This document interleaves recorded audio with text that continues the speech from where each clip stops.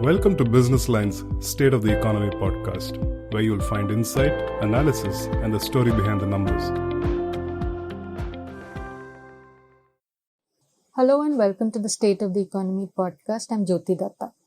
Earlier this month, President Draupadi Murmu spoke about a homegrown gene therapy for cancer, a line of treatment that is being seen as a breakthrough of sorts in the treatment of cancer.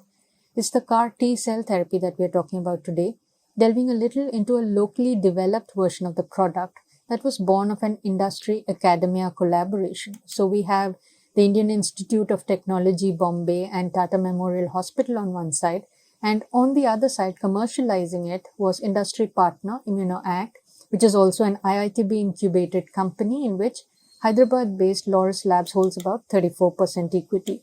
But that's to do with development and commercialization of the product. But what do we know of its potential to treat a type of blood cancer? To explain the workings of CAR T therapy, we have with us Tata Memorial's Dr. Hasmukh Jain, Professor, Medical Oncology, and the person who led the trial of this drug in adults. Thank you, Dr. Jain, for being here. Thank you. So the president did indeed shine a light on this drug and its potential. But to go back a little, it was approved last October and launched in December. So doctor, how is this drug doing? How are your patients who are treated with this therapy doing? Yes, so this product, since the approval, we have treated about 25 odd patients with the approved product.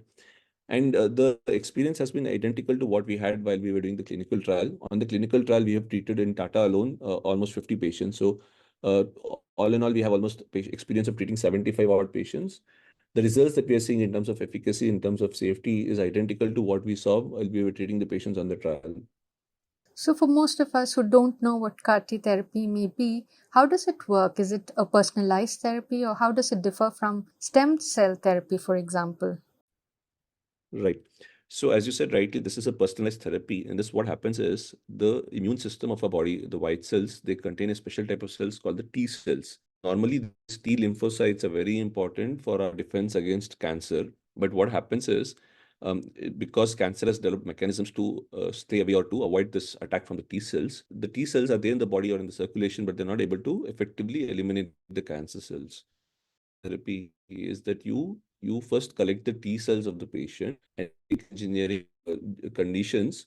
What that we introduce a gene into the T cell to modify the antigen expression of the T cell. Now, with this modification, this T cell has now acquired two important capacities. One, these T cells will now multiply at a rate much more than the usual once they are back in the body. And second, these T cells have now become trained to selectively identify and target the cancer antigens, the cancer cells. So this is a very highly personalized form of therapy where every patient's his own T cells are taken out. They are genetically engineered, and then they're given back to the patient.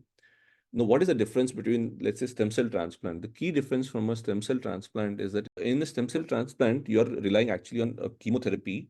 Like in an autologous transplant, you're relying on the high doses of chemotherapy, and you're using the stem cells to rescue the system, in the sense that the stem cells will only allow for the regeneration of the blood cells, whereas the high doses chemotherapy given before the beginning is aimed to eliminate the cancer cells. So you're still relying on chemotherapy at higher doses.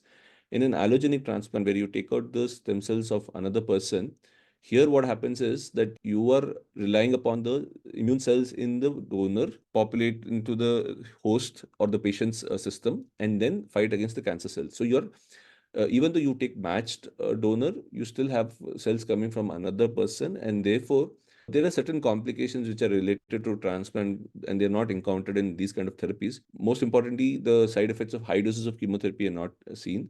And secondly, the cells that are given to the patient are the patient's very own cells. So certain complications such as what is known as graft versus disease, these kind of complications are not seen with this personalized therapy. So that's fascinating. Are we looking at a potential cure of this type of blood cancer, or is it too early to call? Yes, so CAR T cell therapy has been in research for several years now.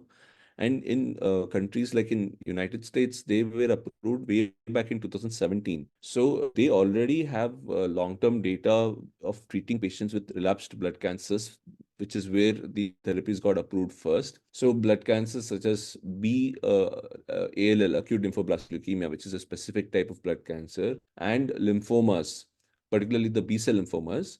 In these kind of disorders, there's sufficient experience with long-term follow-up, and it has been shown that these patients, which were historically they had very dismal outcomes with the regular therapies, at least a good fraction of these patients now can be with CAR T-cell therapy.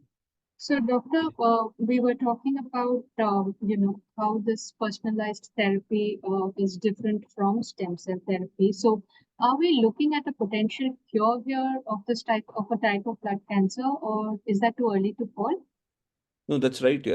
This CAR T-cell therapy definitely has the potential to cure patients, even those who have a relapsed refractory blood cancer. Yes, with the particular CAR T-cell therapy that's available in India, this is still early to say whether this can cure.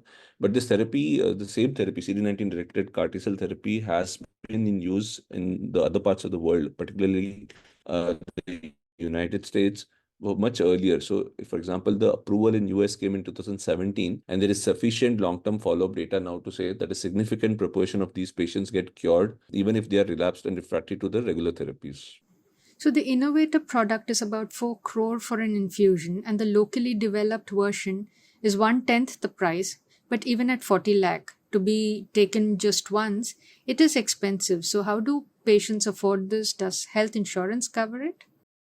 So I think the first step always is if you want to reduce the cost of a product which is already available, is your local innovation. So because unless you have an access to you hold the patent, you have done the research and development yourself, it is very difficult to bring down the cost of a product, because merely in licensing a product which is already available somewhere else is not the solution. So that is the first step in this whole process, that we had to innovate and develop this locally, which is what we did. Now, why the cost of an identical product is 1/10 of what is available in the US? There are several reasons. One is, of course, the cost of R&D is actually much lower in India as compared to what is the cost in the Western world. And a classical example of this is our space mission. So the Mars rover was made at a cost much lower than what NASA used. So that's just because we do high quality innovation at low cost. And so that was the biggest thing. But as you rightly said, that even 42 lakh rupees is still very expensive for most of our patients. And coming from Tata Memorial, I know that most of our patients cannot afford this. So there are several strategies being tried, and we know that from our transplant experience that for a lot of these patients, we are able to raise the funds, even though transplants are also equally expensive. So there is assistance coming in from the governmental organization. There's also assistance from the various CSR funds. Insurances are also funding this, since this is an approved product. So the insurance also, they also fund. And so by all of these mechanisms, we are trying to treat as many patients as possible. As we go along, the price is likely to go down further. And we hope that this comes down at least to a cost which is on par with the transplant cost, and hopefully lower than that. The products from Novartis and Gilead, for example, are not available in India, but there are other Indian companies in the fray. Immunil Therapeutics, for example. Could you tell us more, Doctor? Yes. So from what I've read in the media, there are other companies as well. So for example, there's a company based out of Bangalore, Immunil, who's also working on CD19 directed CAR T-cell therapy. Right. CMC Vellore has been working with a group called Caring Cross. Origin, which is a Reddy's company, they're also working on the BCMA, that is a CAR T-cell therapy for multiple myeloma. So definitely with this proof of principle, with this experience, now more and more companies will get interested. And there is definitely a huge need for these kind of therapies in our country. So hopefully even this is going to drive the cost down further in the future. What are the side effects of this therapy and the other challenges, that there may be in terms of scaling up the production and getting more products in the market? Or is it in the administration of this product through doctors and nurses, perhaps? Yeah, these are great questions. So multiple questions. So I'll take one at a time. So first thing is the challenges of scaling up in such a personalized form therapy. You're absolutely right. Scaling up becomes a challenge because every therapy that needs to be manufactured has to go through a stringent process of production and then a stringent quality control. So there's several tests that needs to be carried out on every batch before they're released. The average time for doing this whole process is about 3 weeks. Now, currently, based upon the current capacities that are there at ImmunoACT, which is our partner, they are able to manufacture about 300 products per year. These are good numbers, but they're still very low for the Indian market. For Tata Memorial alone, as a single hospital alone, we would require about 300 patients per year to be treated with CAR T-cell therapy. So yes, definitely this is a challenge. Scaling up is possible, but scaling up requires more infrastructure. It also requires more skilled manpower. That is the biggest challenge, because equipments you can still procure. It's a skilled manpower becomes an issue, and that is something which needs to be worked on for us to scale up the whole process. So that's one. There's an alternate way of thought of scaling up these kind of things, that is using something called as a completely automated manufacturing, where what you do is you do the entire process from end to end within a closed system. So you do not require too much of manpower. But the problem there is that this is not easily scalable. The cost of the machine itself and the cost of the consumables which are required for this machine is actually very high. It's actually more than the cost of the CAR T-cell therapy itself. And you could only do one product at a time, and the machine and the time on the machine is about 14 days for one product. So with one machine, you can only manufacture two products in a month. And therefore, in that kind of a scenario, if you want to scale up, you then need to buy multiple machines and run them in parallel. So that's something which is very difficult and not scalable in our setup. So that's about the scalability part. Second is about the ease of administration. So in terms of administration, this therapy is simple. It's like giving any center which has an experience of doing transplants or treating hematological malignancies on a regular basis would be able to handle this. The problem is the post-infusion care and managing the complications. So there is a little bit of a learning curve over there. One needs to be trained, have some experience on handling these complications before they can start doing this on a regular basis, because the complications which are seen with CAR T-cell therapy are slightly different. Now, as I said, that these complications are not typical of what you would see with chemotherapy. So there's not much of chemotherapy involved in this. So those complications are not there. But the cells are engineered to go and multiply in the body at a much more vigorous speed. So when they proliferate so rapidly, what happens is that they release certain chemicals, and this can lead to what is called as a cytokine release syndrome. And the simplest analogy would be the COVID storm, which we heard about during the COVID crisis. So you could have fever, you could have a drop in blood pressure, drop in your saturation. This is an important complication, and this needs to be managed appropriately with certain standard protocols. So that's one important complication. Second important complication is that you can have drop in your blood counts, and therefore they need to be supported. In a small proportion of patients, this could go on for about more than a month. This can go on for 2 to 3 months as well. So all this while they need to be supported with blood platelet products. The third important complication is infections, and this risk of infection can last for up to a year or more. That's mainly because these CAR T cells, because they destroy the B cells of the body, they also reduce the immunoglobulin levels. And therefore, one of the important problem is that some of these patients would require regular immunoglobulin administrations till their B cells recover. And that generally takes about a year, year and a half. So these are the most important complication. There's another important complication that some of these cells can infiltrate various organs of the body. This is seen in about less than 5% of patients, but this could be something which is very difficult to handle. Then there are rare concerns, which also are to be kept in mind, which are very equally important. That is the risk of developing second malignancies. There is a lot of media, news about CAR T cells themselves leading to a lymphoma. At this point of time, at least very rare event. But these are things which we always have to keep in mind, and therefore there's a need for long-term follow-up of these patients. So I think in terms of administration per se is quite easy, but then it's the post-infusion care which requires training and skill set, and something which we have to be very careful about. Is there an age group limitation where this can be given or should not be given, for instance? Yes. So currently the approval is for patients who are aged 15 and above. So that is where the approval is.